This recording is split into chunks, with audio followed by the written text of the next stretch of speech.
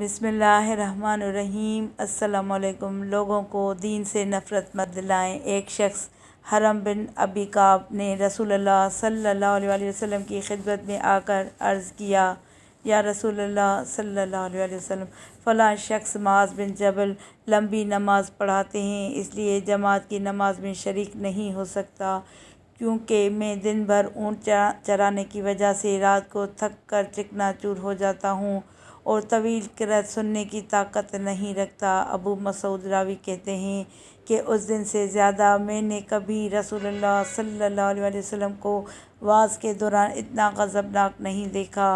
आप सल्लल्लाहु अलैहि वसल्लम ने फ़रमाया, ए लोगो, तुम ऐसी शिद्दत इख्तियार करके लोगों को दीन से नफ़रत दिलाने लगे हो। सुन लो, जो शख्स लोगों को नमाज़ पढ़ाए तो वो हल्की पढ़ाए, क्योंकि उनमें बीमार, कमज़ोर, हाजत वाले सभी किस्म के लोग होते हैं। सल्लु अलल हबीब सल्लल्लाहु ताला अला मोहम्मद सल्लल्लाहु अलैहि वसल्लम। वीडियो को लाइक करके चैनल को सब्सक्राइब करें और घंटी के निशान को दबाएं, ताकि मेरी आने वाली हर नई वीडियो का नोटिफिकेशन आपको सबसे पहले मिले।